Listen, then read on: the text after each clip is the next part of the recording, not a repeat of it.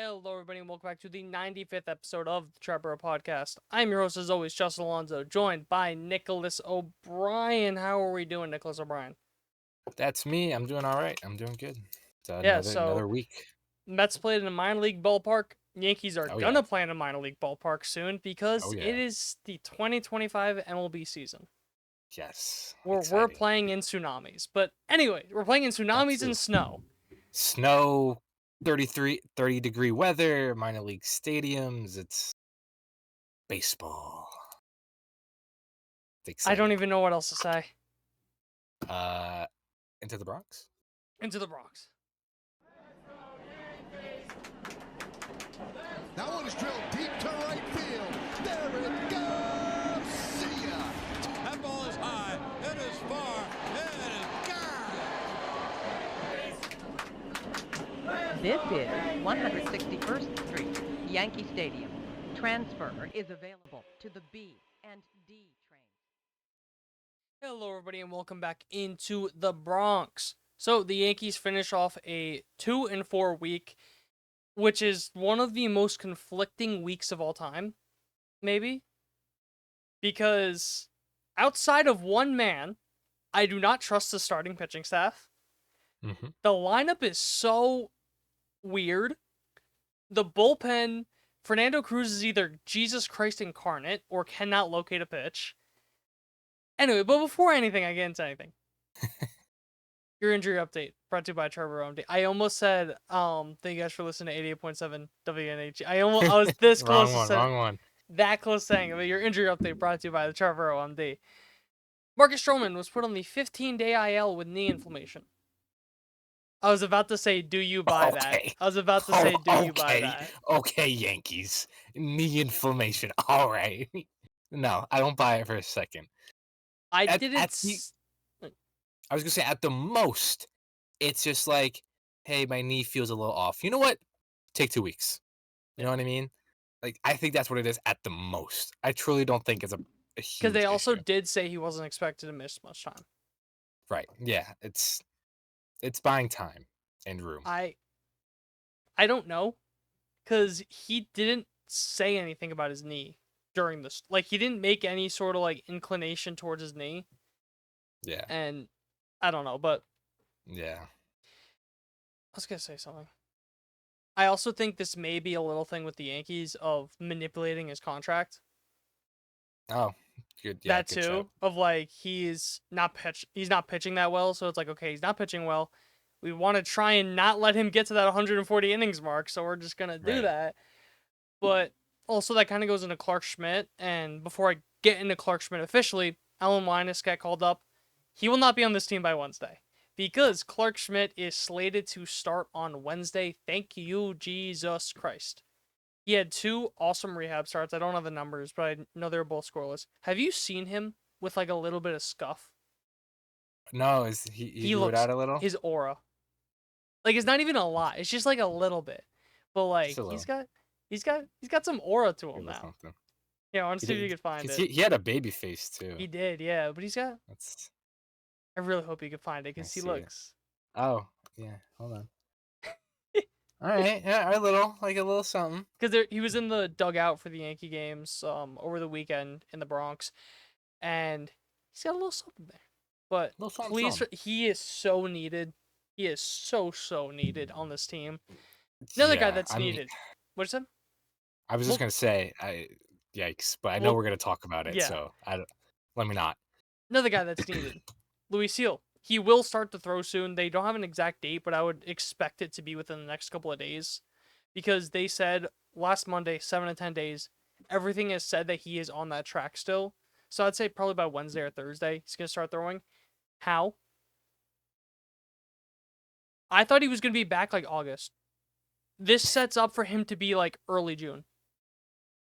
Was that not the initial timetable? Were you just dooming? The way that it was is I thought like July to like August. Yeah. I mean, June is probably what they're aiming for. I would, given he's going to throw this week and then the ramp up everything. That's probably what they're looking for. But yeah, I mean, lats, any soft tissue is tricky. Well, I was gonna say lats for a pitcher. they're so I was important. gonna say, especially so, because obviously it was his pitching side, Right, right? yeah. Is right? Yeah. So especially for pitchers, obviously the torque and the turning and the throwing and everything, you're using your lat quite a bit, so it can be tricky. But look, I mean, you don't want to rush him, but at the same time, thank God. So huge news. That is the absolute last thing you Huge could do. news. Yeah. Is right. Because if he goes down for the year, because at least right now, you see the path with the Yankee starters. Hmm. You know what I mean? Where you have Schmidt coming back, you have Heel coming back, and then you have a very good 1-2-3. You would think if Will Warren wants to do something, if Carlos Rodon wants to get his head out of his fucking ass, which I'll get into, even if not, okay, trade for insert starting pitcher. Yeah. But if Heel doesn't come back, then it's like, so they cannot rush him whatsoever. But then another guy that I don't know how I feel about him coming back is Giancarlo Stanton. Mhm. So they still don't have a timetable for him. He started hitting off the tragic pitching machine. He has started running outside as well, which is, I don't know why they specified outside. Like, was he running in? The He's Yankees are so weird only with allowed injuries. indoors. They're so weird with injuries. Like, they, whatever. But they don't have a timetable. Keep in mind he's dealing with technically 3 injuries because he has Right. the tennis elbow, so essentially forearm tendonitis in both elbows, and then he also has a calf strain. Right. So they said Memorial Day a while ago, and I don't know if that's still accurate. All that they've been saying is there's no timeline. I don't think he's gonna do rehab starts because last year he didn't do rehab assignments. He kind of Right. just did what he did now, where it's just hitting off the machine. So that's gonna be something to keep an eye on. But with how good Paul Goldschmidt and Ben Rice have been, they are your second and third best hitters right now.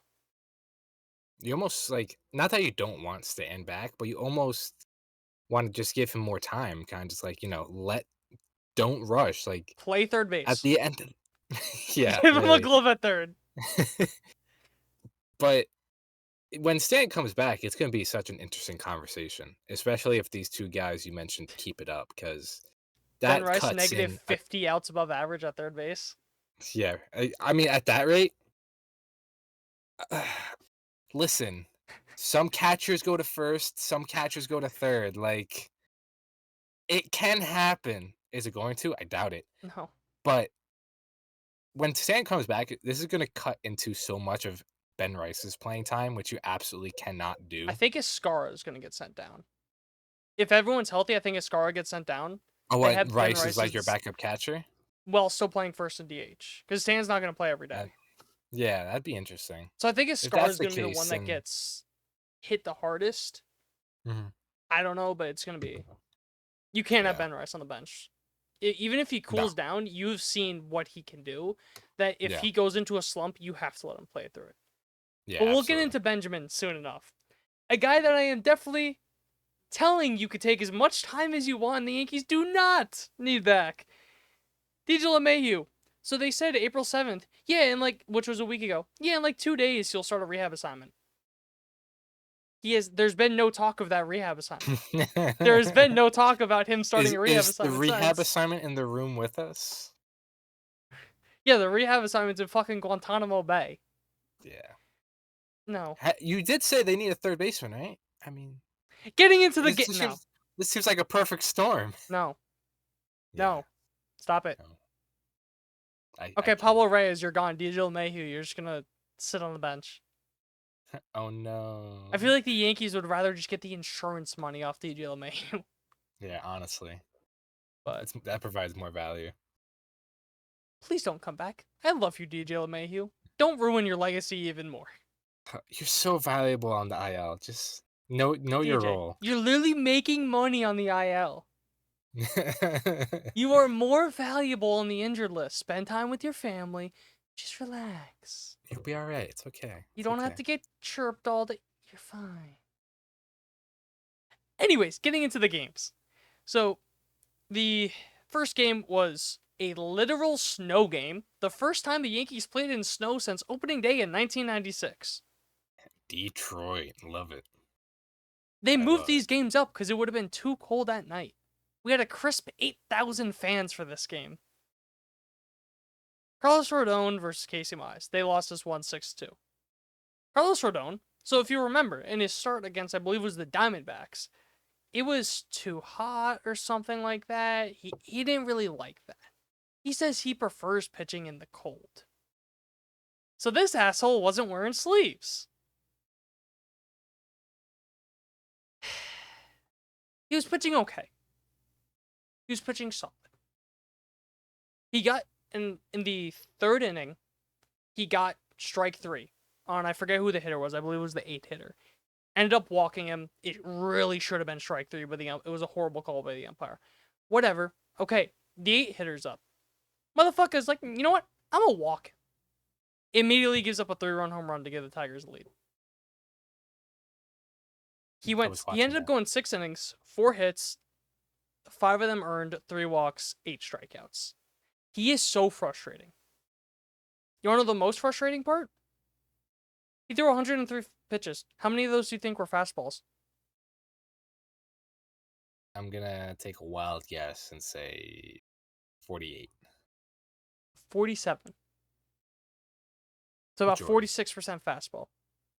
Majority. Do you know what my note is on that? Why? Fuck off. Yeah, that too. That works. That's also a good one.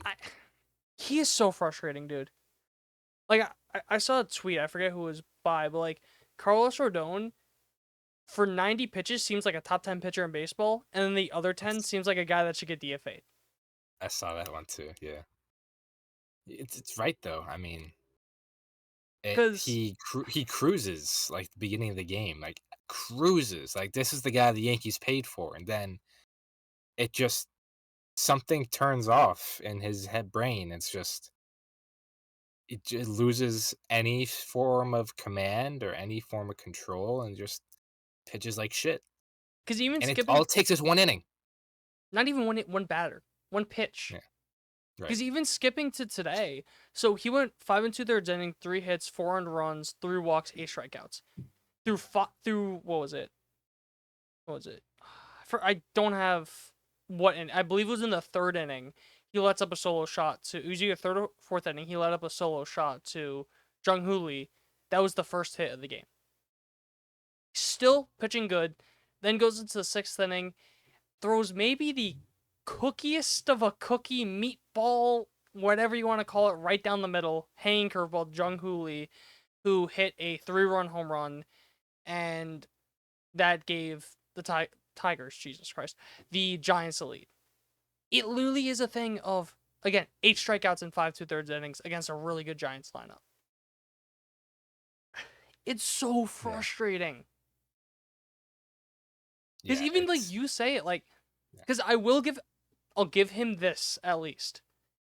He did have a really good pitch mix this game. I really did like that. 36 slider, 35 four seam, 14 changeup, 8 curveball, 7 sinker. I think that the sequencing is an issue because the pitch on Jung Hoo Lee, he went to his 4th best pitch when he was trying to get him out. A guy that already hit a home run off him. You know what? So it's why go to your 4th best pitch when your slider was disgusting all game. Your fastball's working the way that you're mixing it in, and your changeup. We've talked about how much we like his changeup, and you should throw it more. Yeah. Because he has it. He has the stuff. He could give you 6 innings of 2-run ball, 1-run ball every single night. He showed it. But I don't know what it is with him, dude. Yeah. Is it mental? Is it? It's to the point where we talked about it all last year. We talked about it on opening day. We talked about it last week. It's the same issue every time, and it's just where we sound like a broken record, but again, it's the same issue. It's the sequencing, it's the pitch mix, and then it's the control, and then it's his command. It's hard. It's hard to defend the guy when it seems like it's such a fixable issue, and there's nothing being done about it, or there is, and he just doesn't stick with it. Yeah. I feel like that's it, because his pitch mix is like there'll be one game he's 50% fastball, another game he's 35. Because, like, you could say, like, yeah, maybe he wants to go heavy on the fastball because it's cold, whatever. But Right. I don't even know what to do with him anymore. Yeah. I'm about to read you off an impressive stat. So he has 4 starts this year. In his last 3 starts, he has more earned runs than hits. Yeah. In each start. That's impressive. That is very impressive. But he's irritating. Going back to the Detroit game, there's a couple of weird things that happened twice against Detroit where Oswaldo Cabrera was starting in the game, and so it was against a righty, and then a lefty reliever came in, but they left him in. But they'll start Peraza against lefties, so I'm kind of confused what they're doing with Cabrera. Kind of throughout this week, we've seen Cabrera actually get a couple of hits off of lefties from the right side. Awesome. But then why are you starting Peraza against righties or against lefties, but you're gonna leave in Cabrera to hit off left? You know what I mean? The only thing I could think of is the fact of Cabrera's like already in the game. He's kind Yeah. of like, he's locked in. It's tough to come off the bench and have a good And even at-bat, then, like- it's not 100% the same because he's switching sides. Right.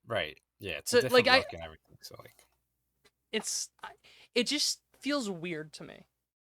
You know what I mean? it's probably a wash at the end of the day. Yeah. Like him switching sides slash Peraza coming off the bench cold. Like offensively, it's probably a wash. That's probably their thinking.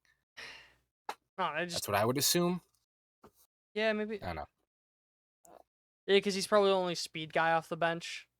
You would think Right. too, So pinch runner. save him for another situation. So Just a little weird. it's the only to thing me. I got. Yeah. It's odd. Yeah. But then moving on to game 2. Hydrogen Bomb versus Coughing Baby. Carlos Carrasco versus Tariq Skubal is a 5-0 loss. The first inning, back-to-back hits by Paul Goldschmidt and Ben Rice. Awesome. Tariq Skubal had about a 6 ERA on the year going into this start, got roughed up the last 2 starts. You have him on the ropes. You have Carlos Carrasco starting. You need to score runs. Judge strikeout, Jazz field choice, Volpe strikeout. Then so going to that Judge at bat, that started a stretch of 16 batters straight that got retired. The next guy to reach was Paul Goldschmidt because of a bobble by Cody Keith. So Carlos Carrasco gave up back-to-back home runs. I mean, people that thought Carrasco was going to be anything special, like... I mean, he pitched fine.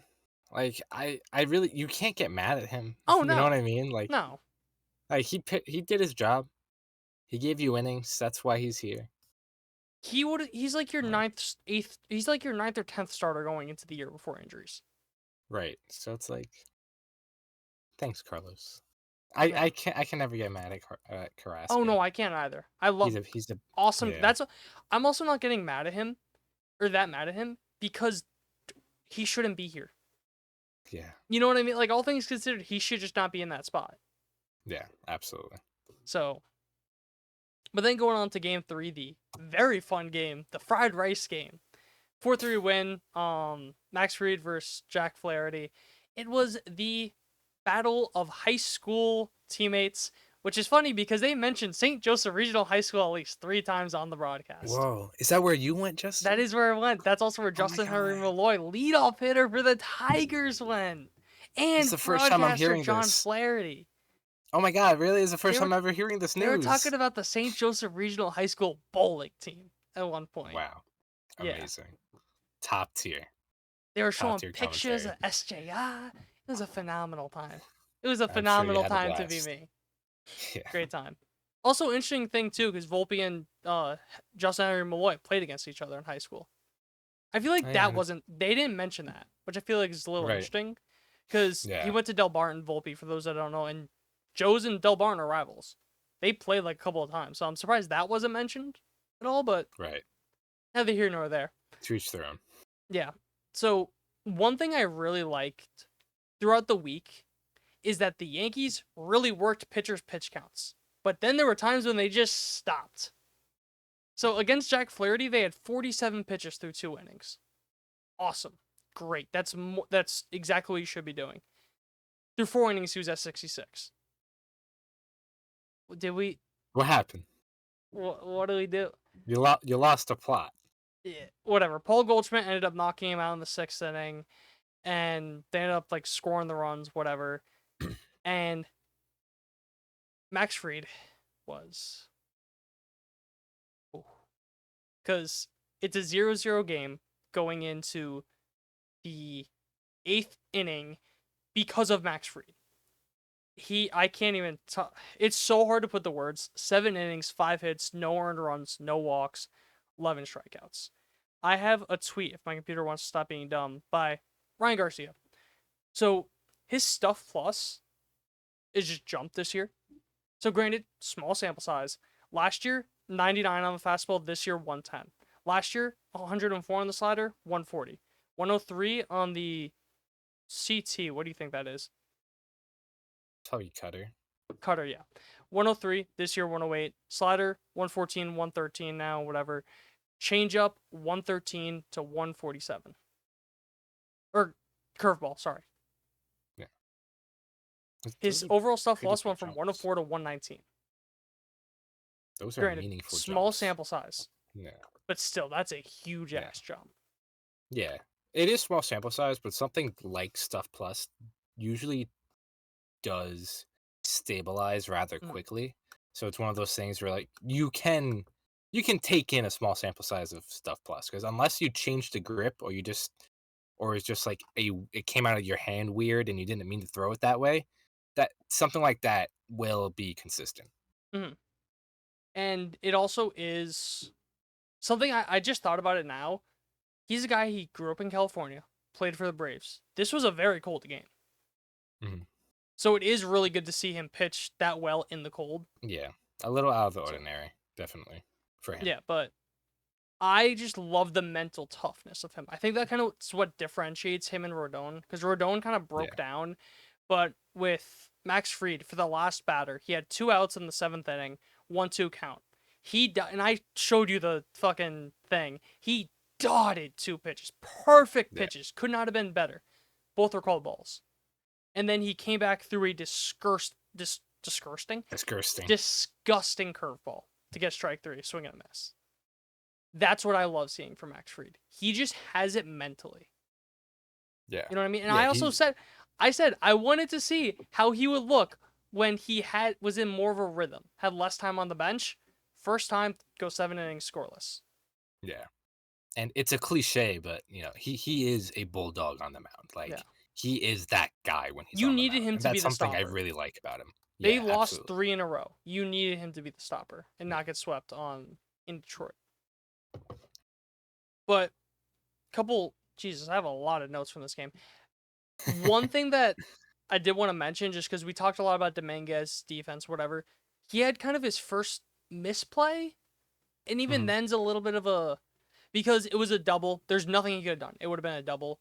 Kind of had a bad route to the ball and it turned into a triple. Runner didn't end up scoring, which is something I wanted to put out there just to at least mention. I'm not looking too deep into it because he's been awesome so far.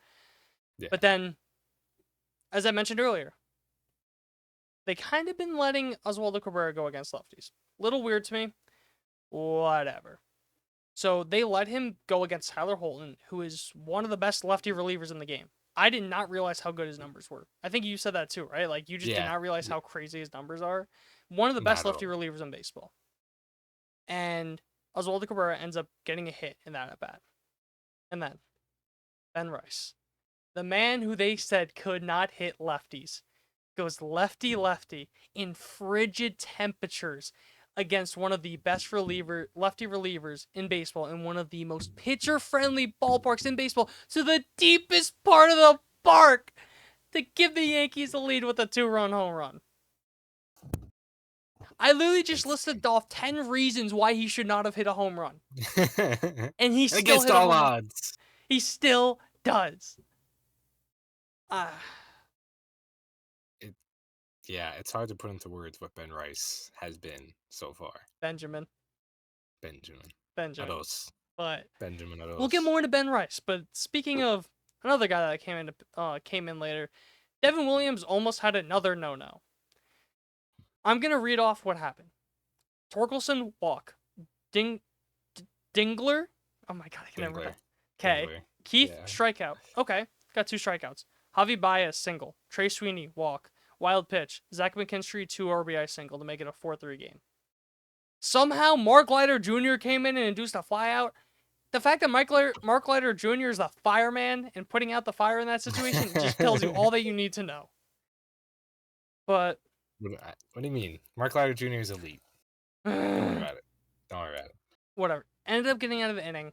Cold game, say whatever you want. You look at Devin Williams' stats in his career, his worst months are April and May. It's kind of just a thing like getting into it. What I just had a kid. What I'm not gonna. I kind of what I've been saying is for me, Devin Williams has until like the end of June. Yeah. To like be Okay, like, that's okay, fair. this one I'm fully giving up on him. And like right now I'm It happens.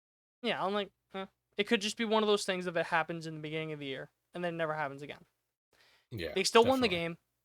So I'm not gonna I'm pretty sure every appearance he had the one against Pittsburgh, but that was more on the offense. Outside of that one appearance, they've won every game he's pitched in. So, and even then in that situation, he couldn't have won them the game because it was a tied game. Yeah. But they end up winning that game, end up taking 1 out of 3 in Detroit. Detroit's a good team. It's weird. You're playing in sub-freezing temperatures every single Yeah. game. Baseball should Weather not be playing in conditions those were not temperatures. Yeah, they were This whole not week. pristine. This whole week. Yeah. So, that, whatever. But then, you got the off day Thursday. Oh, I didn't even mention Cody Bellinger. Yeah, he shit himself. Yep. He has sworn off wings for the next 5 years. Yeah, he I got think food that's what he poisoning said. for wings. He also had like a cranky back in Pittsburgh, which I'll get into later. But going into the first game against the Giants, Marcus Stroman versus Robbie Ray. This game was only 6 innings, and thank you, Jesus fucking Christ. The main This reason game went just about how you would expect, I feel. I wouldn't go that far. Marcus Stroman against a Giants team that has done very good thus far. Not Against to a thi- rejuvenated Robbie Ray. not to I this don't know. extent. I guess. Not to 5 runs without getting an out in the first inning. Fair enough. That's Fair what I enough. mean. He gets knocked down I the was third. thinking as a whole. He gets I knocked kinda down the forgot. third. He gets knocked down the third. Whatever. But not I kinda 5 forgot runs he didn't without get out getting an at out in the first. first inning. Yeah, I forgot about that part. Yeah. So fair enough. But That's my bad. first off, this game just should not have been played. Yeah. it was- It looked very. The Not only yet. reason that this was played is because of the new like schedule where you play everyone, all that, It's whatever. ridiculous. I hate it. I hate it.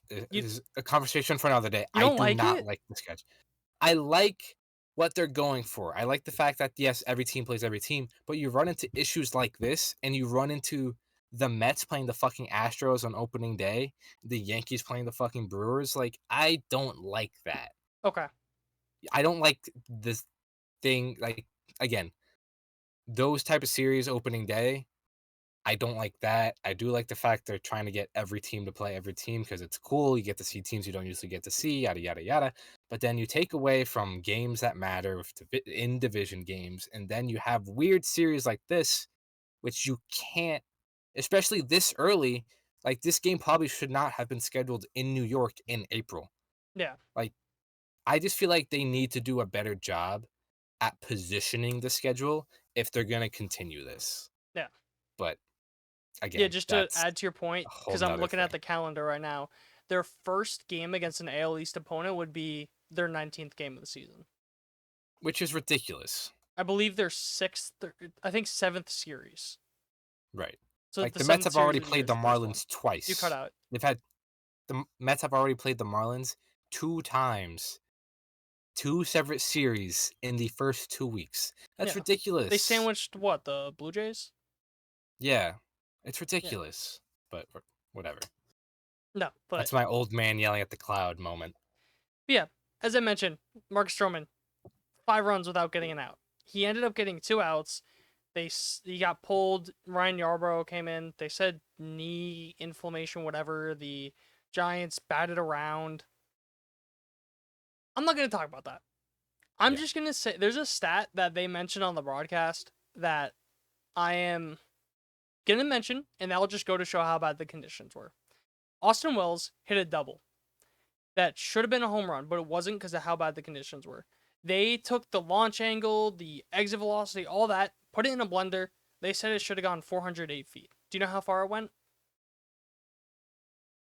Not 408. 358. Yeah, jeez. What a Yeah. drop. It should have been a no-doubt home run. Got cut 50 feet short because of that. So that kind of just goes to... didn't stop Jung-Hoo Lee. I'll say that. But because he hit a home run that game. But Hit the yeah. gym, I don't know. Who I'm so pissed off about that because I have wanted how much was I pounding the table for the Yankees to get Jung-Hoo Lee last offseason? It was quite a bit. I wanted Jung-Hoo Lee so goddamn badly. Yeah. Regardless, conversation for another day. I really like what they did against Robbie Ray. Robbie Ray had 55 pitches through 2 innings. Like I said, I like what they're doing with like that type of stuff. He only ended up going 4 innings, 2 hits, 1 earned run, 4 walks, 7 strikeouts. Strikeouts, sure, whatever, but 6 base runners in 4 innings. Pretty good. Got him out after the 4th inning. But thank God that game got shortened because this game was the start of a 13 straight game stretch without an off day. So you really need your bullpen not to get shot. The only pitchers that pitched were Ryan Yarbrough and Yanders Gomez. So you didn't have to use anyone in that game. But yeah, you got game 2, which was Will Warren versus Jordan Hicks. 8-5 Yankees win. So in that first inning, you had Aaron Judge walk, Cody Bellinger triple somehow, and then a Goldie sac fly to make it 2-0. Remember that Paul Goldschmidt sac fly, because that'll come up later. But then you go into the 5th inning where it was still, what was it? No, it was a tied game because Will Warren, he pitched really well, but in the 2nd inning or 3rd inning, he gave up a 2-run home run to Helio Ramos, but then he went on to retire 10 straight guys. And he striked out Mike Yastrzemski, who had a really good series set in the 5th inning, ended up going 5 strong innings. But then going to that 5th inning, where the Yankees tied in a 2-2 game, Ben Rice, single. Aaron Judge, single. Cody Bellinger, single that scores Rice. Goldie, double, scores Judge. Jazz, walk. Volpe, sac fly. Wells, strikeout. Dominguez, 2 RBI double. Make it 7-2 in a blink. Love that. Yeah. And then later in the game, I think it was Wilmer Flores. By the way, how old do you think Wilmer Flores is? Oh, he's like 32. He's 33. I don't believe that. I love Wilmer. He's 38. I love Wilmer. He's 38, dude. But no, he's been around. He's been around. No, that's not a knock on him. I'm just saying he's been around for so long. I thought he was 38. Oh, I see what you mean. Okay. Like the fact that he's 33 blows my mind. Yeah. He's a good player. No, he's a really good player. I'm so happy for him. I am too. But I besides the point, Ben Rice ends up having another home run later in the game. What? Wilmer. No.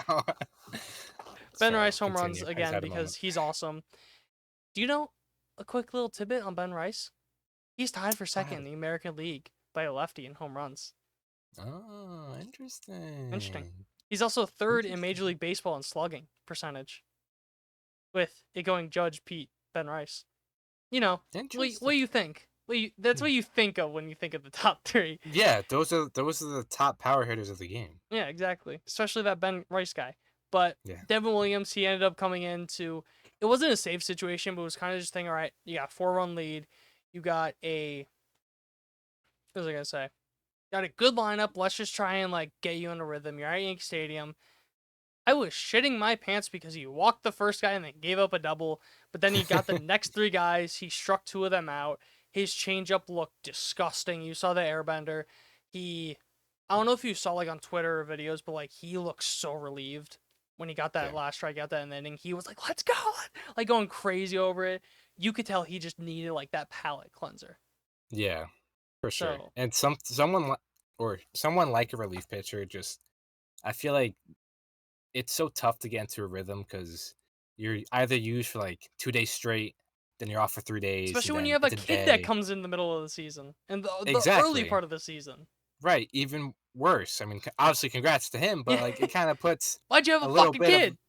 yeah, but no, Selfish. I'm sure the guy just needs time. You there? Nicholas O'Brien we have lost Nicholas O'Brien with technical difficulties. What'd you say?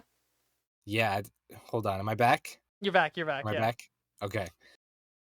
It's been 2 weeks, so the guy just needs time to get into a rhythm. That's And really he all I was looked getting really at. good too. And that like once he like got those first two guys got on, he looked dominant for those Yeah. next three guys.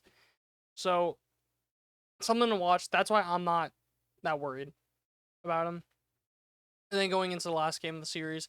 So this was the Carlos Rodon versus Logan Webb start. 5-4 Yankees loss. As I mentioned, the Yankees hit Logan Webb well. He went 5 innings, only 3 runs, but those runs were in like the first and second inning. So it looked like he may not even go 3-4 innings. I went into the whole Carlos Rodon thing, whatever, that 5 runs that he gave up. And then in the 8th inning, Jazz, who was in 0 for 24 stretch, ends up hitting the most short porch home runs to make it a 5-4 game. Yankees offense doesn't do anything in the bottom of the 9th inning, lose that game. That just sucked. Like that, Talk about a heartbreaker. a deflating loss. Like that was just. Yeah. Especially on a Sunday. Yeah, You like know what I come mean? on, dude. Let me go into the recording. All right, we took a series from the Giants. They're a red hot. That's where I'm kind of like, because I'm looking on like who the Yankees have played so far, and you look at the Diamondbacks. Diamondbacks had an absurd comeback, 5 runs in the 9th inning to beat the Brewers. You look at the Giants. Giants are one of the best teams in baseball. They played a lot of good teams, but I think maybe even more importantly, they played a lot of National League teams. Yeah. 4 out of 5 of their series have been against National League teams to start the year. Stupid. What'd you say? Stupid. I So think that's they essentially played a third of their games against National League already. Yeah. So how much of that is just unfamiliar opponents? They're used to dominating the AL. So once they start playing the AL more, they're going to be more into a rhythm, more into this whatever. So be interesting to see if that has anything to do with it. Because that's another note I have on Devin Williams. What if it's just because guys have seen him too much Yeah. in the teams that he's played? Because we saw this with Emmanuel Clase last year, where the Yankees have seen him so many times, and with the new things like the tragic pitching machines, you could see that cutter a million times if you want to. So for a guy like Devin Williams that has that changeup, that's probably what happened to him. He was probably just a victim of that. So there's so many things with Devin. I'm just not worried about him You whatsoever. shouldn't be. It's just like a little like, okay, like you could do that now. Let's not do it later. You could do it now, but just get it out of your system. Yeah, definitely. I mean, look, you played the Brewers, which he came from, the Pirates, which NL Central, the Giants, National League, like And again, the you're right. Diamondbacks. And the Diamondbacks, yeah, duh. These guys have seen him, and again, it is a 4-inning sample. And He'll be he also only pitched 4 innings in spring. He'll So be he fine. didn't have a long spring training. First time he's been on a team other than the Brewers. So, contract year. There's so much shit that's going into it. I'm just. Yeah. But I'll stay on the bullpen. So, one of my worries with Fernando Cruz is kind of when guys just spit on the splitter, that he's kind of fucked because the Giants were just not swinging on it, and it went single, error, walk, pop up, strikeout, and then 2 RBI single. So it's gonna be really interesting to see what he could kind of do without it. Again, Giants played a lot of National League teams, so that could be part of it. Where you go up against they play the Rays soon. You go up against the Rays, and they're seeing the splitter and the airbender. They're gonna be like the line that's like. he ain't ready for this. So, yeah. But last reliever I kind of want to talk about is Luke Weaver. His velocity has been down, but he's still making it work. And Boone did say, like, yeah, like, this is kind of where he was last year. It's also been colder. So, I'm not really judging velocity just yet. I don't know about you, but I'm kind of giving it like another month or two to see where guys get to. Then I'm gonna really start doing like, okay, why is your velocity so down? Especially when you're playing in fucking the Antarctic in Detroit. Right. Exactly. I think Snow games, like the rule, kind of like the best rule of thumb, I think in general, you kind of hear it a lot just talking about baseball, is like Memorial Day. Memorial Day is like the check-in point. I think at that rate, at that point, if his velocity is still May if his velocity is 26th. Just yeah, for those if that it's want not to know. showing improvement, is when I would get worried. Like if Mhm. if it's slowly building up, I'd be like, all right, cool. But I mean, to your point, sure, his velocity is down, but he's still pitching really well. Yeah. He's still really So good. So definitely want to look just something to watch for now. yeah, I'm not too for concerned. sure. He's looked good. So oh yeah, I'll do the bad first. So Cody Bellinger, he has a 67 WRC plus on the year. I don't know what to make of it because he missed a couple games with a cranky back.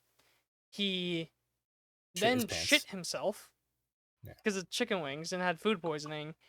Even then, 72nd percentile in average exit velocity, 87th percentile in hard hit percentage.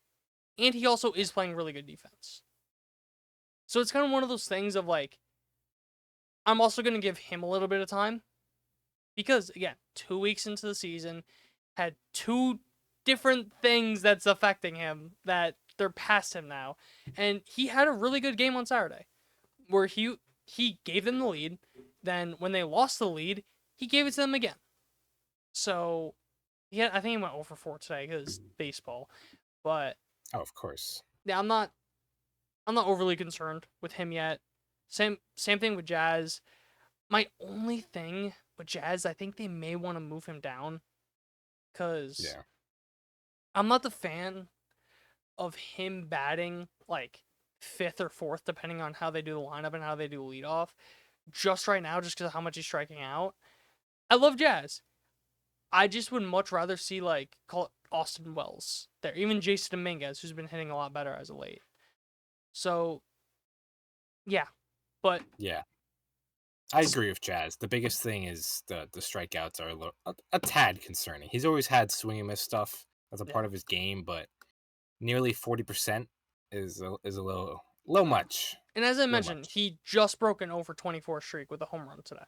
And even Right, then, that was so- like a short porch of all short porches.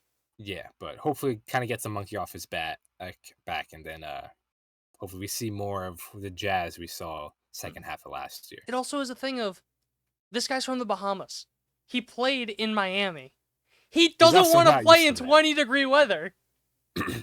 An excellent point. So you even saw the thing, I'm sure, that he posted on, I think it was Instagram, Yes. where he yeah, was like, no, man, I his don't want to play Instagram in the story. cold. Yeah, nobody But- wants to.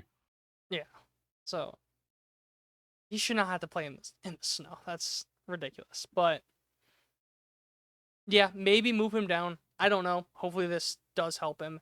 But kind of just speaking broadly on the roster construction, please, where do you want Cody Bellinger to hit? Let me ask you this first. I think if all is well, I think 3 is the perfect spot for him. Honestly. Interesting. Uh Or not Cody Bellinger, Paul Goldschmidt. I meant to say Paul Goldschmidt. My fault. oh, okay. Yeah, Goldschmidt, I don't know what they're doing. Definitely not leadoff. I get it. I see what they're going for. I think if you keep him at the cleanup spot, I think that's probably the best place for him, I would think. What do you think he's hitting with runners in scoring position this year? I don't even know. That's a good question. 500. He's 5 for 10 with runners in scoring position this year. And that doesn't include multiple sack flies that he's had. Right. I 4th. love Paul Goldschmidt as a cleanup hitter. I love it so much. I've been talking so much that I do not like him as leadoff. Yeah, sure, he hits, he Yeah. gets on base, whatever. Ben Rice is doing the same exact thing, but Paul Goldschmidt is a veteran hitter. You saw it in the game today when they had the 1-run lead in the first inning, and did you see the Goldie single? Kind of like how low Yeah. that ball was. He literally, it's the Masters today. He literally took out his 9-iron, got the fucking ball out of the ground. He looped it over. That was just a professional at bat. That is Yeah. what he gives you. That's what you want with runners in scoring position. And that's For not a sure. knock on Ben Rice whatsoever. It's more so just a thing of how good Paul Goldschmidt is playing right now. Yeah. So, No, I definitely agree. yeah, and And even like you said, or- the like professional at bats and all that. At the very least, I feel like you could be pretty confident that Goldschmidt's going to move a runner over. At the very least. yeah, like going to the what's it called, even go back to game 2. He had a sac fly that gave the Yankees their second run. And then also in that 5th inning, it was first and third, he slapped a double the other way. And Cody Bellinger maybe could have scored, they ended up holding him up, whatever. But that's what you're getting from Paul Goldschmidt. And to me, there's no reason not to have him clean up. Because I agree. he's probably the second best hitter right now. Maybe, a third, because Ben Rice just been insane. But he's been having an awesome start to the year. Also, the defense has looked really good. Like, he looks like, I don't want to say old school Paul Goldschmidt, because that's not where he is. But he's playing like vintage Paul Goldschmidt if he was a couple years older. If that makes sense. Yeah, I get what you mean. So I'm loving everything I see from him, and that just is what makes it harder when Giancarlo Stanton comes back, because him and Rice are playing out of their minds. You can't take either of them out of this lineup right now. No. So yeah, that's why they got to just take their time with Stanton too. Like, yeah, I didn't have anything else. Unless you had anything, I was just gonna get into the look ahead. I was just gonna say, I know we kind of touched on it as we went along, but just the overall rotation it's pretty scary. I feel like we should touch on that just a little bit more. Yeah, I mean, yeah, fair. It's Fried and not much else. I mean, I'm not gonna drag Will Warren through the mud because he's a rookie. I still like the start against the Giants was really good. 5 innings, 2 runs, yeah. Where there was a point where he gave up the 2-run home run, but then retired 10 straight. You saw that too against the Pirates, where there was a span, I think, of 9 straight retired batters. Yeah. So I like what I've seen from Warren, so I'm not going to drag him through the mud. And you shouldn't be expecting him to kind of, be an anchor in this rotation because, look, at the end of the day, if all else is equal, he probably should have never made the rotation out of spring training. So he's thrusted into this. Carrasco is thrusted into a role he should have never gotten. Again, all else being equal, he doesn't sniff the major league roster. It just comes down to Rodon at the end of the day. Just you need him to be better than he has. It's incredibly frustrating. But this rotation is definitely a problem. I don't think there's no other way around it. Clark Schmidt is probably gonna be the first thing we talk about on Wednesday or on next Sunday, whether that's fair or not to him. Yeah. So yeah, absolutely. Yeah, there's a lot of pressure. I am concerned about the rotation. There is a lot of pressure that is being put on him very early, and that may for not better or be for worse. Yeah. Yeah. But I've talked about how much I love Clark Schmidt. Yeah. And I even said if you had to pick between trading one of Louis Seal or Clark Schmidt, I probably would have traded Louis Seal. Yeah. Just because value, all that, whatever. But yeah, going into the look ahead, finally, for the love of God, have some American League teams. You know what? I'm gonna look at my schedule real quick. So 1, 2, 3, 4, 5, 6. You have 6 straight series against American League teams, with 4 of those series being against AL East teams. Wait. Well, yeah, 4 of those teams being AL East teams, and 2 of them being the AL Central. Because thank you, we need the slump busters. You got 3 against the Royals, where you got Seth Lugo versus Carlos Carrasco, Michael Walker versus Max Fried, and then Chris Bubic versus Clark Schmidt. Please, Max Fried, be Max Fried. Carlos Carrasco, go 5 innings, 3-4 runs. Just give us a little bit of length. Yeah. Then you got a 4-game set in a minor league stadium in the Tropicana Field, where they don't have the Rays starters, and I know they have guys coming back, so I'm not even going to try and map it out for them. I believe Shane McClanahan is supposed to start one of those games, first game back. Of course. For Thursday, you got Will Warren. Friday, you got Carlos Rodon. Saturday, you got Carlos Carrasco. Sunday, Max Fried is taking another start. So, got 2-start week for Fried. Yeah. Got to win those games. And Carlos Carrasco. Yeah. So you're starting the week 2-2. Yeah. What are you gonna do with the Hopefully. other three? I'm looking at you, Carlos. So I'm looking at you, Carlos's. If you could, Carlos's. okay, if you could go 1-2 in the Carlos starts, I think that's good. If you could go 2-1, that's awesome. If you could go find a way to go 2-1 in the Carlos starts, I will be over the moon. I think that's kind of the best way to put it. The Carlos starts, yeah. Well, they're pitching like Yeah. the same goddamn pitcher, so not really. Yeah, exactly. No, I can't even say that, but because Rodon has shown so much, but At least Rodon's shown potential. which I think makes him even more annoying. But Yeah, fair enough. yeah, if you didn't have anything else, No, yeah. So I got to get against the Yankees, then head on over to Queens. Much better week there.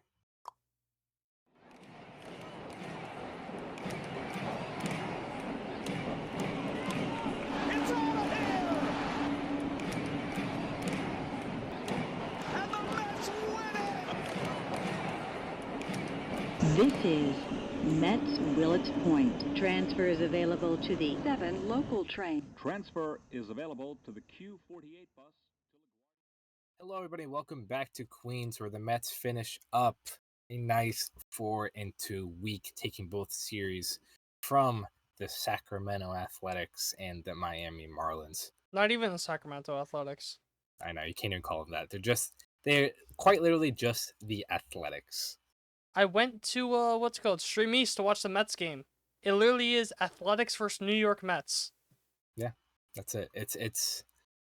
It's horrible. I mean, it's a nice stadium. Don't get me wrong.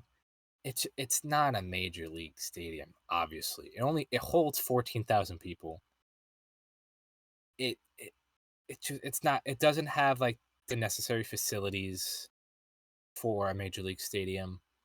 The batting cages are behind center field. So Starling Marte was DHing on Friday night. Had to run across in the middle of an inning to get some hacks in the cage, and then after the inning's over, run back to the dugout. It's ridiculous. And then today, Kodai Senga was stretching in the dugout because they don't have the facilities necessary for that there either. So I and feel bad. not to mention the fucking press conference they have in a fucking shed next to the stadium. I feel bad for the facility manager, the players, and all the people employed by the Athletics that now have to live here and now have to do this because they are going to get so much shit for something that just should not be a thing. Out of their control, really. This is out of their control. This is probably the best they could do with what they're given. It is not their. This is the ownership's fault. I don't know why I'm going on this rant, but this is the ownership's fault. This is not the people that work for everyone else under them. This is not their fault. Everything that's shitty, ownership. To the point where they literally have to disable replies on Twitter. It's horrible. They fucking took a shot. I don't want to say took a shot, but they were like, try engagement baiting with the Mets. They won Saturday's game, and so they captioned like their final scorecard, OMG. So I'm like, all right, first of all, guy's not even on the fucking team. That's not a thing anymore this year, if you didn't get the memo. Second of all, if you're gonna do that, turn on the fucking comments. Yeah. Like, come on. It's horrible. It's absolutely horrible. But enough of that. What's Before the point we of get into the engagement games. baiting if you can't even get engagement? Right. It's quote tweets and retweets and stuff. It's like you're not getting the full extent of it, but again. Enough of that. Before we get into the games, your injury report brought to you by Triboro MD, of course. We got some excellent news. Jeff McNeil and Francisco Alvarez both started rehab assignments over this weekend. They've both been playing in Port St. Lucie in Low A. McNeil has gotten a couple knocks. I believe he's played 6 innings at second base thus far. Francisco Alvarez, if I'm not wrong, has already caught 6 innings and then caught 9 innings. So they seem to be on their way very, very soon. Jeff McNeil cannot come back any sooner, for the love of God. Francisco Alvarez, it is going to be such an interesting conversation because Luis Torrens has been really, really good. Like the Mets' maybe second best hitter good So far in 10 games, guy has a 126 weighted runs created plus, is currently underperforming his expected weighted on base. I mean, the guy's just hitting. He's playing excellent defense. Like, I'm going to be honest. I don't know if I'm ready to just give the starting job back to Francisco Alvarez, because this guy's just been playing so well. I mean, obviously, Alvarez is more than likely going to get the starting job back, but I think it makes it so much easier to just flip-flop the two. Like, it's not one of those things where it's like, you know, it's a getaway game and Luis Torrens has to catch. It's like, oh man, the backup catcher starting. Like, Luis Torrens probably starts in, I don't know, like another, call it 15 other teams. He's probably their starting catcher. But I mean, this guy's just hitting, so all the love to Luis Torrens. He's been amazing, absolutely amazing, and the Mets got him from the Yankees for cash. Okay. Absolutely nothing. Oh no! I know the you don't Yankees care. have such issues in their catching position. I know you don't care. I just want to make it clear. Cash. Anyways, but obviously good news. No, for Miguel phenomenal move for the Alvarez. Mets. Absolutely. Phenomenal Absolutely. move. He's better than Austin Wells. Currently. He is. There's nothing Austin Wells does better than Luis Torrens right Have now. a mustache. He has scruff. He has scruff. Give me a Luis Torrens scruff over Austin Wells' mustache any day. All right, thank you guys for listening to the. Me and Nick are gonna fight now. We're gonna fight to the death. But Over moving on from mustaches. them. Paul Blackburn, good news on him. He threw a live bullpen session. I'm not sure how close he is to a return, but he's obviously in the right direction. I'm gonna sneeze. You can do it. You can do it. I'm so proud Got of you. it. Bless you. Thank you. And then the last guy, more unfortunate news. Jose Siri left Saturday's game with a left shin contusion. It did look pretty bad, I'm not gonna lie. He was in pretty obvious pain. He was down for a while. He needed help getting up, walking. After Saturday's game, it was said he was on crutches, and then this afternoon, he was still on crutches. It's sounding like they're probably leaning towards putting him on the 10-day IL. If that's the case, Tyrone Taylor's probably going to be your everyday center fielder, but I'm not really sure who you replace him with. Maybe good old Billy McKinney. He's always a plug and play guy, but there's not really, and obviously, I hope, and I don't think it's going to be, but I hope it's not a long-term thing. It sounds like it's just a pretty bad bone bruise. You just need to rest it. So you got a few options. You got Jose Azocar, Billy McKinney, Rafael Ortega, and those are just the outfield options. I don't know if they would consider another infield option because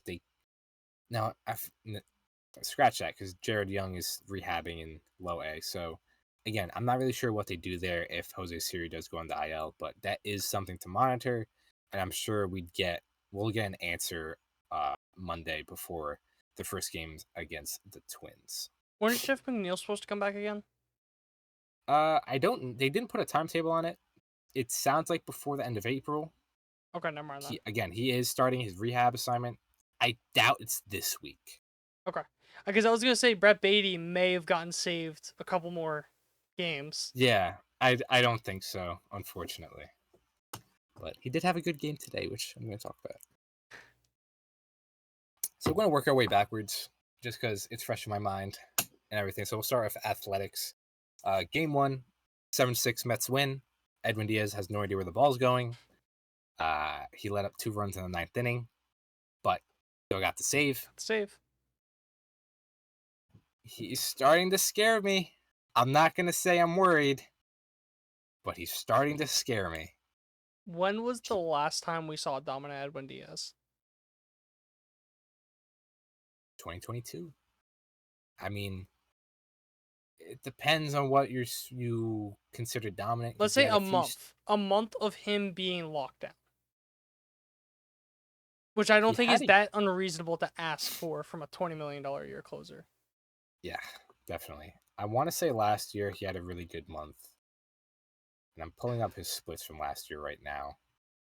But Even it's then, if it's been just like a one roller really good coaster. month, It's been a roller coaster, definitely.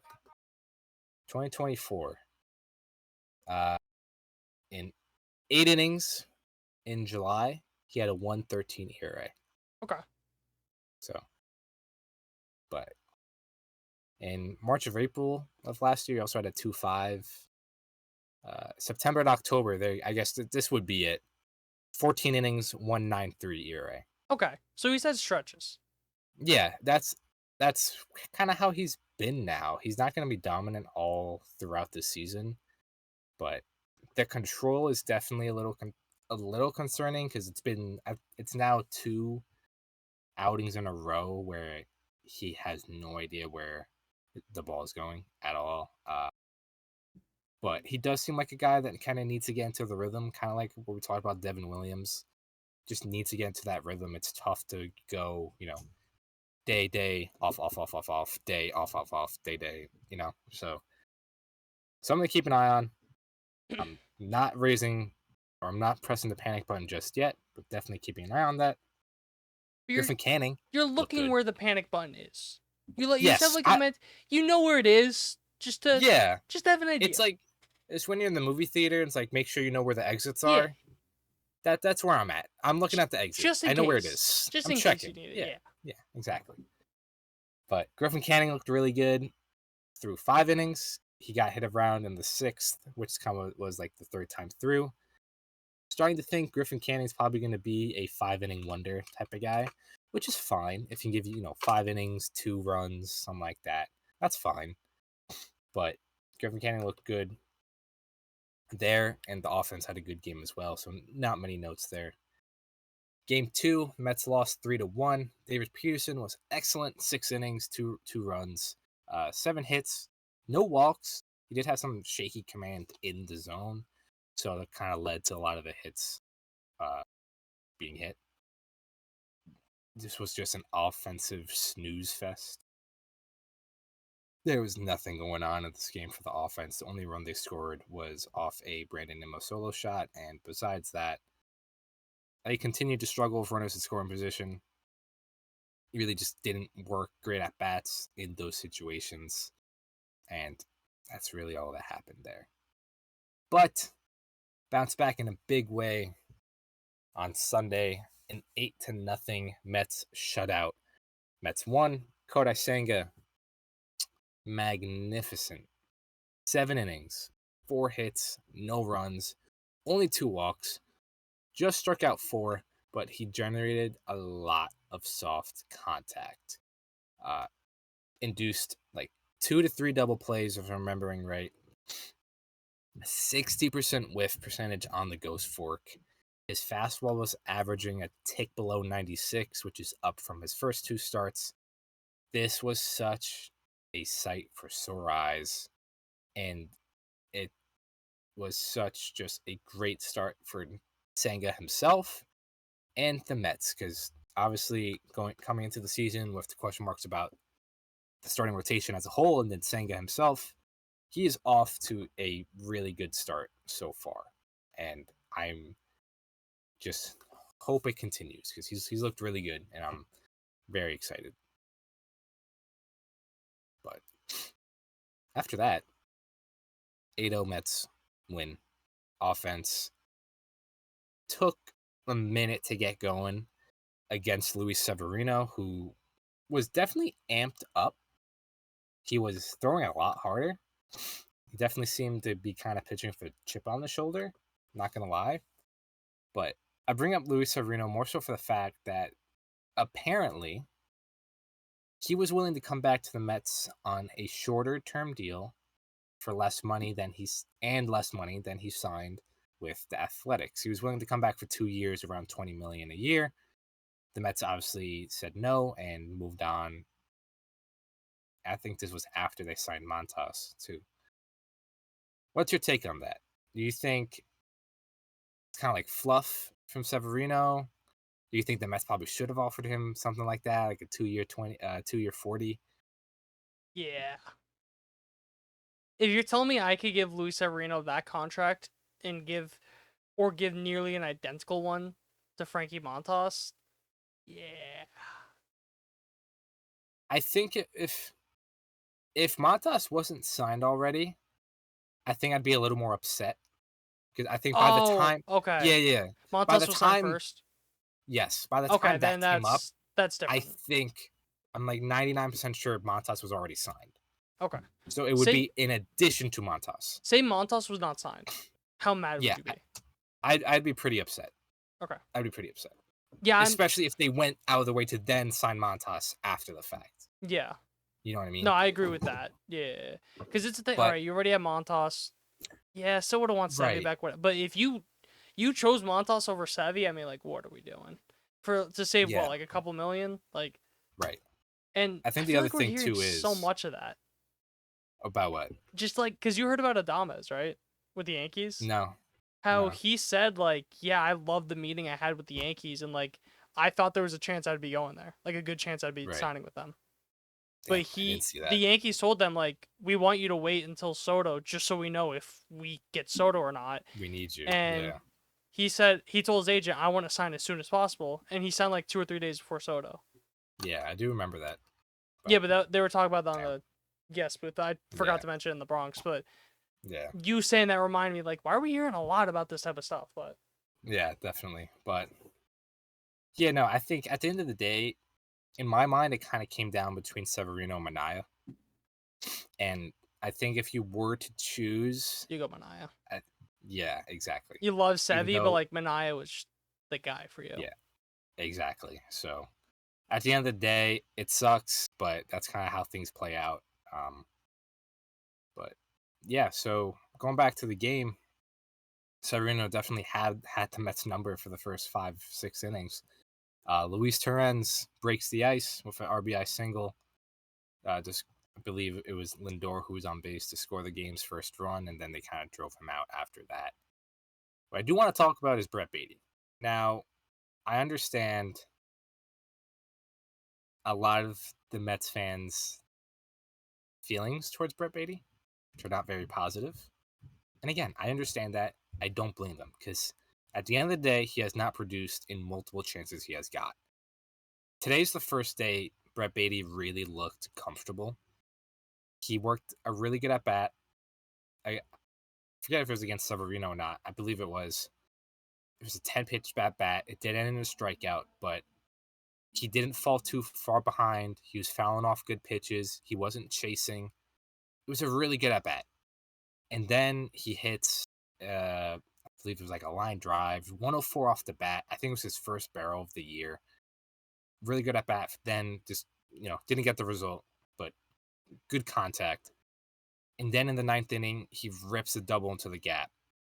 And I'm not saying he's going to turn things around, but it was a really good day at the plate for Brett Beatty. And at the end of the day, he is going to get a leash until Jeff McNeil is back.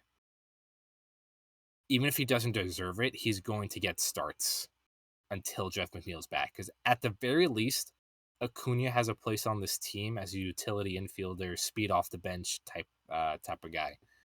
When Jeff McNeil is back, Brett Beatty does not have a spot unless he is hitting, which obviously he is not so far. And the thing that sucks even more is he's playing good defense. He's playing above average defense at second base. He rates as above average and outs above average. He made 2 really good double plays from third base he was playing today. One was just an excellent diving stop to his left, got the ball to Acuna, and he was kind of like on his side, like a weird sidearm kind of thing, and got the ball to Acuna, turned the double play. It was a really good play. If this guy could just hit a lick, he'd have a place on this roster. But unless that happens, he doesn't. But I'm very happy for what I saw from him at the plate on Sunday's game. And Mark Vientos, too. He also ripped a double in the gap. With a little help by Miguel Andujar, but that's besides the point. So at the end of the day, the Mets took the series from the Athletics. Pitching was good, as always. Offense is still kind of struggling with runners in scoring position, but we'll talk about that a little later. I will say, though, this Athletics team is fun. Like, they have a good team. The pitching I don't think is quite there yet, especially on the starters side. But this team can definitely hit. I mean, Brent Rooker, Lawrence Butler, Shea Langoliers is a stud. He fucking hits like 500 against the Mets. I didn't know. Tyler Soderstrom is on a tear. Oh my They god. have That guy in the minors. That's the Nick most. Nick the 7 Kurtz, home I think. runs? Yeah. Yeah, and it seems like they're trying to pave a way for him. Brent Rooker was playing in the outfield on Saturday, so the Athletics Oh my are God. definitely on the rise. Who's And is? I forget. Does Lawrence Butler play center? he plays right usually. Was Miguel Andujar JJ playing in the Bleday is outfield? usually in center. Yes, So- it seems like he's their primary left fielder. They have an outfield defense with Miguel Andujar and Brent Rooker. Correct. It's not pretty. The defense is probably not going to be pretty, but they are going to hit. They're going to barrel the shit It's out of the the baseball. modern day Phillies minus the starters. Yeah, exactly. It's a poor man's Phillies. Poor man's Literally, Phillies. because no, it's a AAA Phillies. It's a triple. You're right. It's Playing a AAA AAA Phillies. team. Look at that. But that's all I had on the Athletic series. So quickly going to go through the Marlins series that happened at the beginning of the week. The Mets won Game 1, 2-0. Kodai Senga pitched great. The Athletic start was his best so far. This start against the Marlins was just a building block towards that. I already talked about his Athletic start, so not really going to dive into this one. But he was great and definitely not amazing conditions, very similar to the Yankees playing in the cold weather. This Marlins series was definitely affected by the weather. They moved up the Game 2 start time as well because of how cold it was getting, and the wind was just insane at Citi Field. Give me fucking retractable domes, dude. This shit's pissing me Yeah. off so much, but But speaking of Game 2, there was a 10-5 Mets win. Clay Holmes started that game, and he looked phenomenal. He had 10 strikeouts, got over 5 innings. The final line's a little skewed because Huascar Brazaban gave up a home run. I believe that scored about 3 runs. So Clay Holmes himself, if you take out the Brazaban home run, it was about like 5 1/3, gave up 2 runs, striking out 10. I mean, Stuff's it's all always gonna part be of the there. process. Yeah, the stuff is always going to be there. But the thing I am the thing I'm taking away from the start the most is the fact that this is the first time he really looked like a starting pitcher. He threw 5 pitches over 15% of the time. His majority used pitch was his four-seam fastball. So it went four-seam fastball, sweeper, slider, sinker, changeup. Changeup being the main pitch against lefties. He put a ton of confidence in his four-seam. The sweeper and the slider were working wonders. He was locating it very well. And the Marlins stacked him against lefties, which obviously, as you know, has been his issue. And he looked super comfortable. The changeup was looking good. Like I said, the sweeper and slider looking good. He was able to sneak the fastball in there as well. He looked really good. I'm very excited to see him build off of this, and I hope he can, because this was such an impressive start for Clay Holmes that it got me drinking a little more of the juice. I'll tell you that much. I have 2 notes on Clay Holmes. One positive, Go one for it. negative. Going for the Go for negative right away. The base runners really concerns me. It really, Absolutely. because you look at it, this start, 8 base runners. Start before that in 5 1/3 inning. Start before that in 4 2/3 innings, 8. Start before that in 4 2/3 innings, 9. He had 3 walks, 2 walks, 4 walks. That really does concern me. The thing I will say, though, the thing that very much so does impress me, not giving up a home run yet. Mm-hmm. Yeah, I think that's he's the definitely big kept thing. on the ground. That when Clay Holmes, like, yeah, he'll keep it on the ground, keep it on the ground, but he'll kind of just walk a guy, lose control, and then bang, insert random lefty hitter hits a home run 450 feet off him. Right. So that does impress me that he hasn't that no one's hit a home run off him yet. I think that definitely is something too. I don't want to say take to the bank, but definitely some like, okay. Yeah, I mean, I feel like a lot of the ground ball pitchers, obviously, right, tend to be pretty good at limiting home runs. I mean, look at Logan Webb. I feel like the type of pitchers are very similar. Obviously, the sinker heavy, slider, all that, very similar The in one's that actually respect. good. We'll see. Well, Clay Holmes, the jury's still out on Clay Holmes. Yeah, I was gonna say we know Logan Webb is We good. know Logan Webb is good. Yes, we know that. But the jury's still out for Clay Holmes. Obviously, it's really good to see him get more strikeouts. I think that's going to obviously help mitigate the walks and just the overall base runners. But no, to your point, you're right. So far, he has a 1.7 whip, so nearly 2 base runners an inning, which obviously is a recipe for disaster. But again, so far he's been able to limit it. He's limiting the damage. So now I think it's the point where he's got to start limiting the possibility of damage and limiting the base runners. That's the thing with like, yeah, he's been limiting the damage, but it's playing with fire. When you have that many base runners, like, yeah, he's been doing it so far, but you're just opening up the possibility for there to be one start where he doesn't even get out of the 4th inning, doesn't get out of the 3rd inning, just because he gives up way too many runs.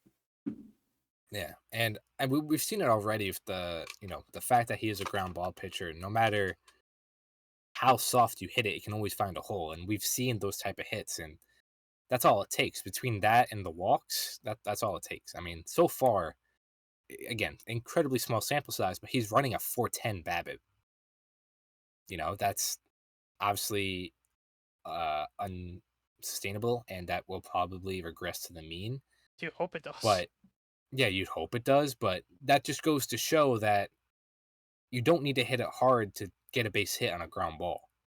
And so I'm very impressed with what I saw from Clay Holmes this start, and it's definitely a start to build off of. But that was game 2, and then in game 3, it was a 5-0 Mets loss.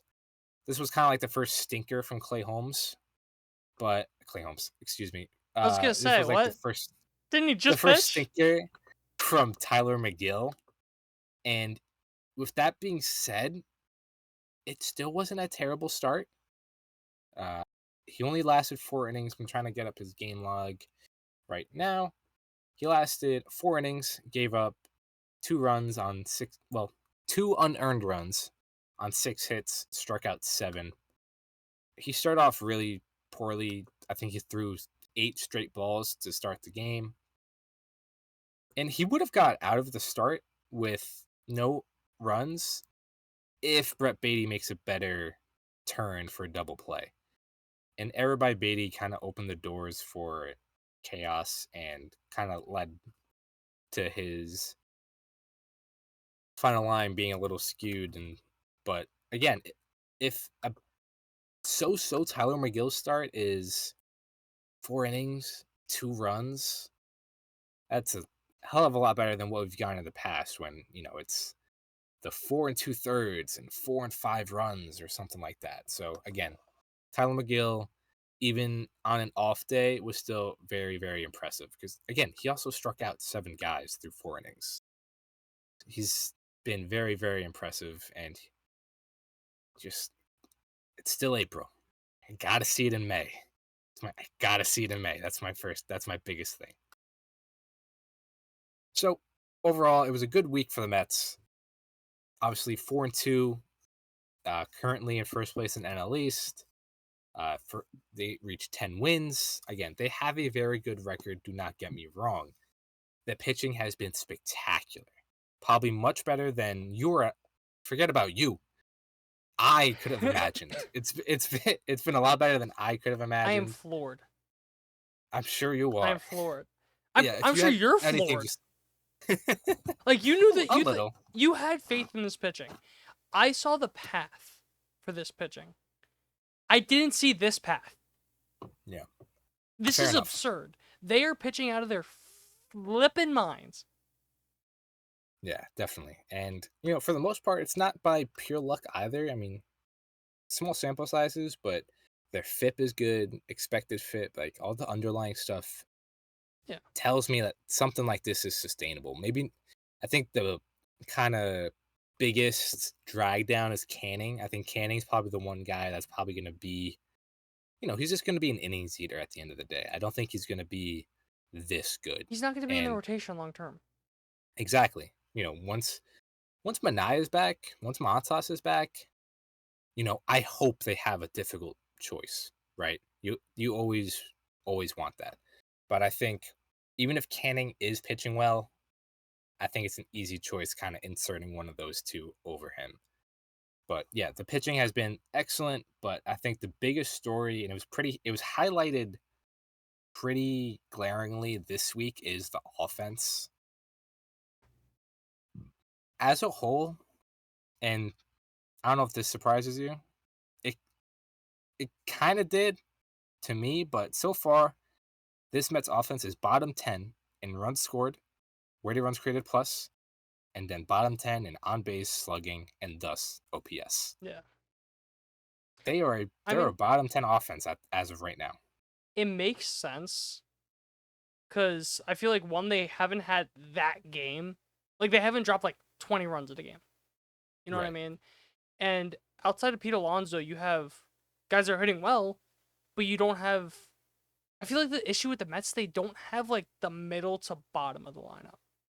So the bottom of the order has been dreadful. Because you got Pete, you got Soto, who's hitting solid. Soto's hitting pretty well, but he's not But Juan not Soto yet. Soto. Yeah. He's not so. He's at what, like an 850 OPS, somewhere around Yeah, there. Like he's last time I checked, is Lindor still under 700? He's still under 700, but he's definitely still Nimmo having still under better 700? at-bats. I believe so. He had a Yeah, good game so today, it's- so I'm not sure what that is, what that looks like now. Yeah, and I'm not overly concerned about them, especially Francisco Lindor. But everyone else, it's like, okay. Yeah, I mean, obviously we've talked about Brett Beatty. He's been horrible. Luis Angel Acuna has not been much better. Jose Siri has been Jose Siri. Tyrone Without the Taylor's, home runs. Yeah, Tyrone Taylor's been a fourth outfielder, and Luis Torrens. Luis Torrens has been good. Yeah, I forgot. Yeah, gotta give credit to But Torrens. Yeah, but he But was even then, hurt he's a earlier catcher. this week. He's only playing Yeah. 3 out of 4 games, and he may not even be a starter soon.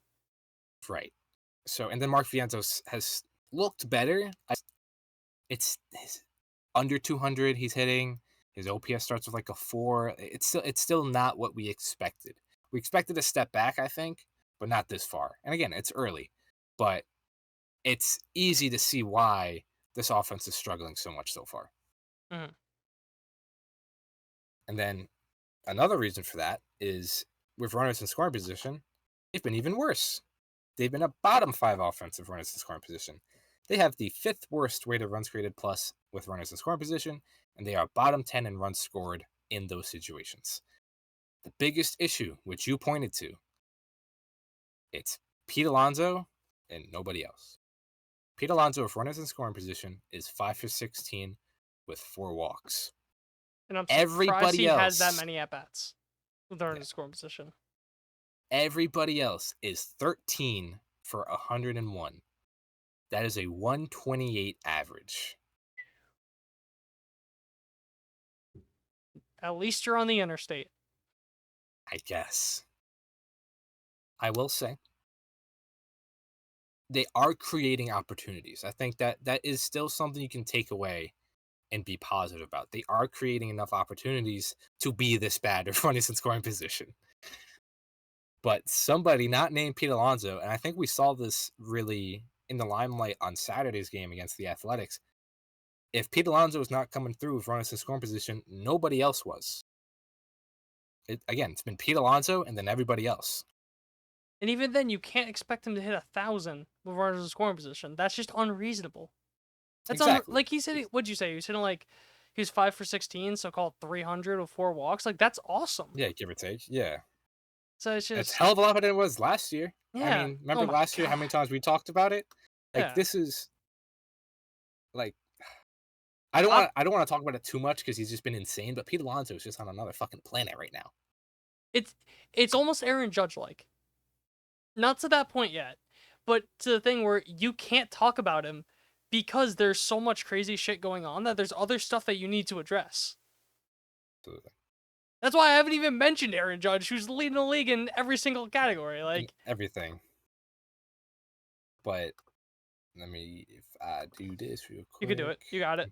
Right, update I that. believe in you. So, Francisco Lindor hitting under 200 for runners in scoring position. Juan Soto does not have a hit or for runners in scoring position. How Mark much? Vientos, What's his on base though? it's a good question. Juan Soto's on base is 250. So 25% walk He's not- percentage. I mean, yeah, it's one of those things of you Small- saw it's that with also the small sample Yankees size, that a lot like- of guys just didn't pitch to him. Well, they had to because of Judge, but they tried to pitch around him when runners in scoring position because they knew how good he was. yeah, But go on. That's what I was just asking about that. yeah. No, it was a good question. Who else? Brandon Nimmo's hitting 150. Again, Juan Soto hasn't gotten a hit, and then everyone else is kind of pretty middling. I But mean, what Jesse about Winker, Brett Beatty's? Brett Beatty has no fucking batted balls in front of scoring position. I don't know. He has an 80% strikeout rate in front of scoring position. Is that what we wanted to hear? The fact that you said the no batted balls, I thought you were being real about that. I thought you were. I No. thought you were saying that honestly. I wouldn't be shocked. I thought you were being honest He- about that. No, he does have a batted ball. Oh. Yeah. Wait the. Wow. Yeah. Oh my God, Brett Beatty. And I unplugged my headset Eh. too because I got up so quickly. All right. But it has been obviously a struggle with runners in scoring position. But the reason for optimism is as follows. The Mets offense is dead last in BABIP. Quick refresher on BABIP, batting average and balls in play. Essentially, their hits are finding gloves and they're just not falling. They're just getting unlucky. It's not a terribly low BABIP, but it's still last in the league, and still will probably see some regression to the mean.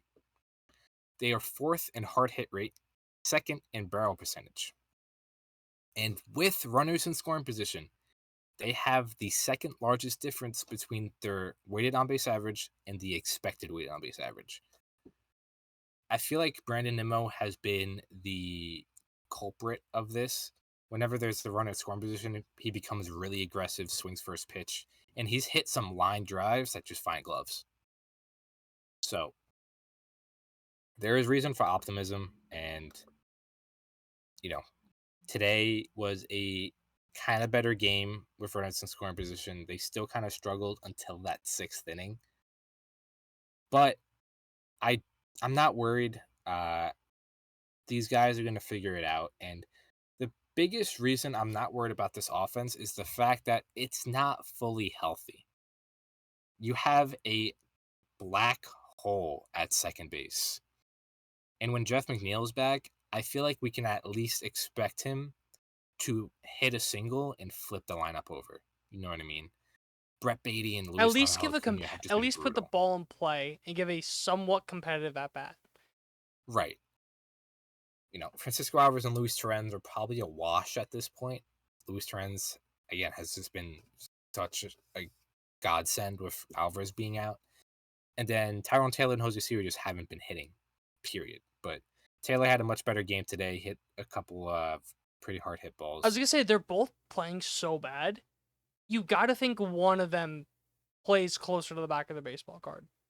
Yeah, At least one of them. yeah, exactly. So you hope for that. And then,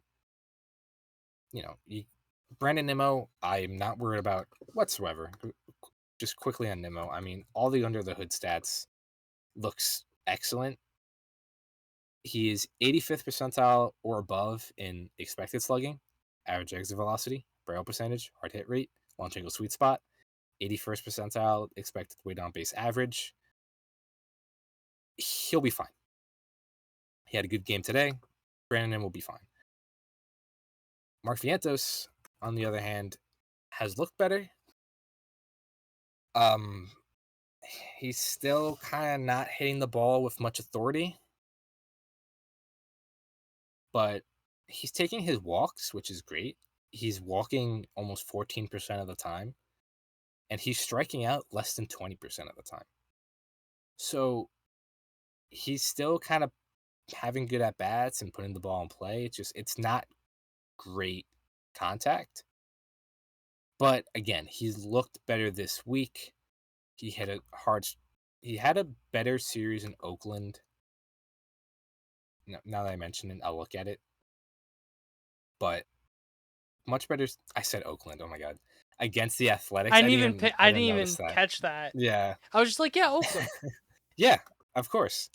Oh my god, we're gonna John Sterling it and call them the Indians for 5 years. Yeah, exactly. But he had a much better game on Sunday, much better game on Saturday. Again, some hard hit balls. So, look, at the end of the day, I'm not worried about the offense, but it is getting annoying that they just can't hit runners in scoring position. And we'll see what happens this week because they have a solid week pitching wise against the Twins and the Cardinals. But I don't know. Anything on the offense for you at least? Brett Beatty, the clock. Yeah. Oh, I mean, It's a ticking. oh yeah, big time. Brett Beatty, hear me now. Yeah. Look, I'm not expecting anything from him anymore. It's kind of like if he shows something great. If not, He does have an option, right? he does. It is Right. his last option. So Okay. it's not like he'll need to be DFA'd. No. And we know how But- options are where sometimes they could just magically fucking reappear with another one. But Yeah. But for all intents and purposes, he has one option. And when he does get sent down, inevitably at this point, he's not coming back up for the Mets. I'll tell you that much. yeah, I was just gonna say my only other note I would really say is maybe Clay Holmes. I think he can be the difference in the Mets being a top 8 pitching staff for the rest of the year, like whole year, and being a middling staff. Just Mhm. because I feel like he's literally the meme at the crossroads. He has one path where he kind of figures out the control issues and prevents more base runners, or he doesn't figure that out and the numbers start regressing more where he just lets more guys on, so there's more chances for scoring, more guys score, the home runs come and all that. Yeah. No, definitely fair. Definitely. And another wrinkle to that is they might need to add a 6th starter this week. So when beginning the Athletic series, this will be the Mets' first long stretch of games. It's going to be 13 games without an off day. So starting this week against the Twins, it's going to be 10 straight games.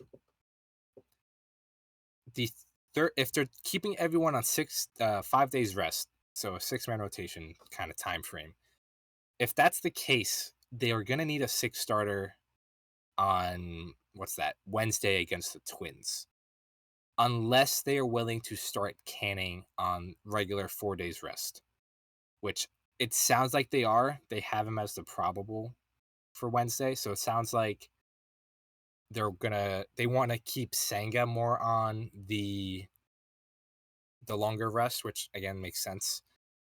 So if that's the case, then they're going to need either Thursday or Friday back home against the Cardinals.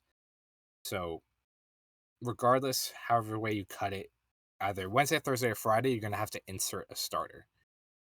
The only issue is the only other starter they have on their 40-man roster is Justin Hagenman in AAA, who they signed in the offseason. He's not off to an excellent start in AAA. And so I don't know if they want to throw him into the fire. The good news is, according to Fangraphs, the Mets do have two open 40-man roster spots that can either be maybe a Brandon Waddell I was looking at, is a lefty they signed out of the Korean Baseball League. He's off to a solid start in 2 games. 2 starts, 8 8 1/3 innings, a 2.16 ERA, a 2.04 FIP. The other thing, which I doubt happens, is do we see Brandon Sproat for a start? It doesn't seem like David Stearns kind of bring up a guy for a start and then send him down. But it's definitely an option and definitely something I'm going to keep an eye on. He hasn't been off to the best start in AAA. So far in 3 starts, he has a 5.23 ERA, but a 3.39 FIP. The command has just been an issue with a 6.1 walks per 9. But it sounds like maybe Jose Urania can also be an option, but just something I thought I would note. So with that being said, a quick look ahead. The Mets have 3 games in Minnesota against the Twins. They'll have Clay Holmes, Tyler McGill, and Griffin Canning going that series, facing Joe Ryan, Bailey Ober, and David Festa. Joe Ryan's a fucking dog, so that's going to be an interesting pitching matchup. Bailey Ober has struggled so far this year, and then David Festa I believe he's still a rookie, but a top prospect for them, has only made 1 start this year. And then I'm going off of Fangraphs projected starters. So for the Cardinals, they have David Peterson, Kodai Senga, Clay Holmes, Tyler McGill. But again, they're going to insert a starter somewhere. So Clay Holmes is probably starting Sunday. But regardless, for the Cardinals, according to Fangraphs, they'll be facing old friends Steven Matz, Miles Michaelis, Matthew Liberatore, and then Sonny Gray to finish off the series. So facing 2 completely opposite teams. The Twins, who are struggling, to say the least, to start the year, and then the Cardinals, who are a lot better than I expected them to be. So, I mean, they are under 500, but they don't look completely helpless, which I think is what I'm surprised about. On the other hand, the Twins do look completely helpless, and I will be very disappointed if you do not win the Twin series. I'll put it that way. This is a series that can easily go in your favor, and they kind of just need to take the bull by the horns and take care of business. But the Cardinals, I feel like, can put up a little more of a fight than maybe other people, especially me, have realized. So, with that being said, do you have any finishing thoughts on the Mets? Yeah.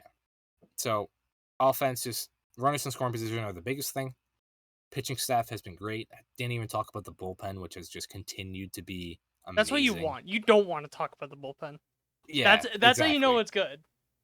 You got to talk about the bad. The bullpen is offensive line. You don't want to talk about them. But yeah, so the Mets off to a great start in 2025, but obviously some issues to kind of just iron out. Definitely. It's just, I'll talk on Soto for a second. It's so weird to say, like, he's been off, but he has. I mean, at the end of the day, it's Juan Soto, and he's currently here. He's currently here sitting with an 818 OPS. It's a 140 weighted runs created plus, and I'm saying that, he looks off. The Yankees have the better lefty Dominican slugger with the number 22. Yeah, the Dominican slugger for sure. But he's still getting on base. It's just the slugging is not there yet at all. I mean, he's slugging 408 so far. But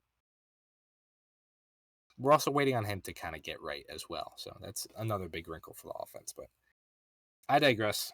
With that being said, if you're watching on YouTube, thank you so much. Remember to subscribe so you never miss an episode. If you're listening to us on Apple Podcasts or Spotify, hit the follow button there. Leave us a 5-star rating. Lets us know that you're enjoying the show and helps us out as well. Make sure to follow all of our social media accounts at Triboro Podcast. That's Instagram, Twitter, TikTok, Facebook, all that good stuff. And without further ado, thank you so much again for listening. We'll see you next week with another episode. See you then.